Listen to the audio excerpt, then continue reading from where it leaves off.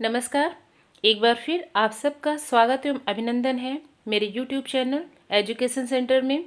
मैं हूं सरिता वर्मा, आप सबके सामने उपस्थित हुई हूं एक बार फिर संस्कृत सुबोध पुस्तिका के अष्टादशः पाठः अहिंसा परमो धर्मः को लेकर।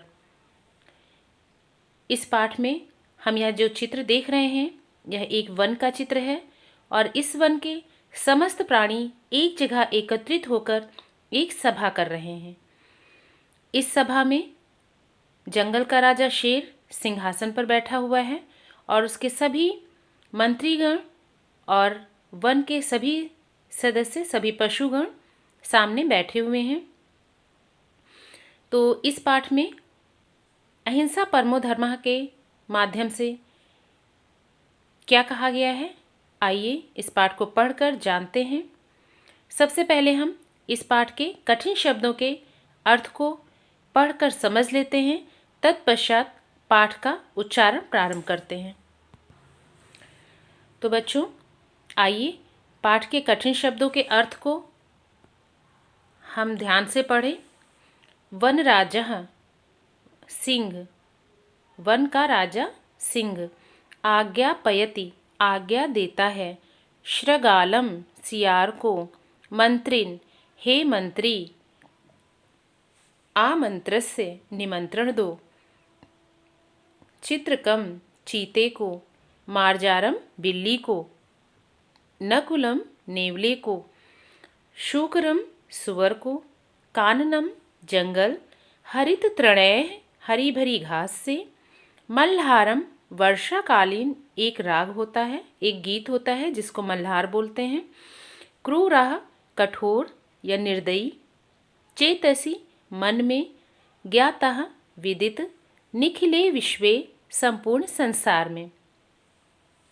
इस प्रकार बच्चों, इन कठिन शब्दों के अर्थ को पढ़ने से हम जान पाते हैं कि बिल्ली को मार्जारम बोलते हैं संस्कृत में, चीते को चित्रकम और नेवले को नकुलम, सियार को श्रगालम, सुअर को शूकरम और संपूर्ण संसार को निखिले विश्वे। आइए पाठ को पढ़ना प्रारंभ करते हैं। पाठ को पढ़ने से पहले हम देखते हैं कि इस चित्र में कौन कौन से जानवर हैं। आप सबको किस किस का चित्र दिख रहा है बताइए तो। शेर, मोर, चीता, हाथी, भालू, बिल्ली, सांप, नेवला, मगरमच्छ, सुअर, ये सब इस चित्र में दिख रहे हैं। इन्हीं के बीच में ये कथन है और यह पाठ है। आइए पढ़ते हैं अब। सिंहासने स्थितः वनः आज्ञापयति श्रगालं। मंत्रिन् पशुं पशुं गत्वा त्वं कं काननं विशालम्। सिंहासने स्थिता वनराजः आज्ञापयति श्रगालं। मंत्रिन् पशुं पशुं गत्वा त्वं मम काननं विशालम्। सिंहासन पर बैठे हुए वनराज शेर ने अपने मंत्री श्रगाल को, सियार को आज्ञा दी कि हे मंत्री, तुम मेरे इस विशाल वन में प्रत्येक पशु तक जाओ और आमंत्रस्य भल्लूक मल्लूकम गजम चित्रकम नागम मार्जारम नकुलम च शूकरम मकरम च सानुरागम, और अनुराग के साथ अर्थात प्रेम के साथ में सभी पशुओं को आमंत्रित करो। सभी पशुओं को भल्लूक, मुल्लूक, गजः, चित्रकम, नागम, मार्जार, नकुलम च शूकरम मकरम च सानुरागम, अर्थात सभी भालुओं को, सभी हाथियों को, चीते को, नाग को, बिल्ली को, नेवलों को और सुअर को तथा मगरमच्छ को भी बहुत ही प्रेम के साथ में यहाँ पर आमंत्रित करो। वर्षा काले इदम काननं हरिततृणैः परिपूर्णं तेजस्वी व्याघ्रः आगच्छतु वैरं कृत्वा चूर्णम।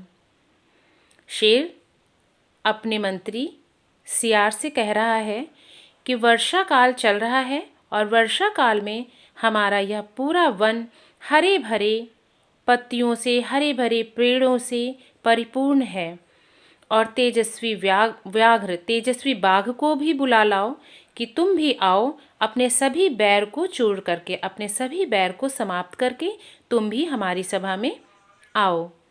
गायतु मल्हारं मंडूकः नृत्यतु सदा मयूरः वने भवन्तु निर्भयाः सर्वे अधुना न कोऽपि क्रूरः। सभी मोर मिलकर नाच रहे हैं और सभी मेढक मल्हार नामक गीत गा रहे हैं। उनके गीत पर मोर प्रसन्न होकर नाचते हैं। भवन्तु वने निर्भया, और सभी वन के लोग इस समय निर्भय हैं। इस समय कोई भी यहाँ पर क्रूर या क्रोधित नहीं है, कठोर नहीं है, कोई भी पशु यहाँ पर निर्दयी नहीं है। सब आपस में मिलकर नाच और गा रहे हैं। अहो अहिंसा परमो धर्मः कथम न चेतसि ज्ञातः।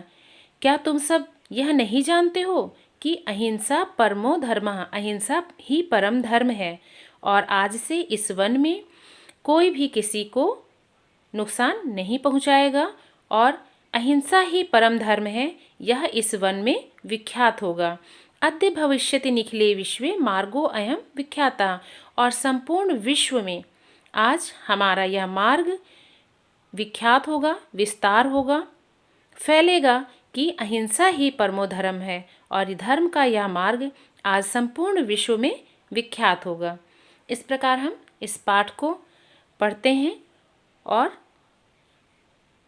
हम देखते हैं कि सभी वन के सभी सदस्य बैठकर आपस में सभा कर रहे हैं और इस सभा में सभी मिलजुल कर रहने की बात कर रहे हैं। इस तरह ये पाठ समाप्त हुआ। आइए देखते हैं इस पाठ के अभ्यास प्रश्न।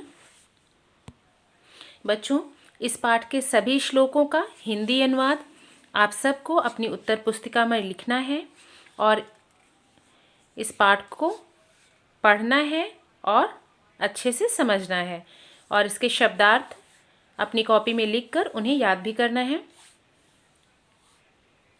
फिर मिलते हैं अपने अगले वीडियो में। जय हिंद, जय भारत।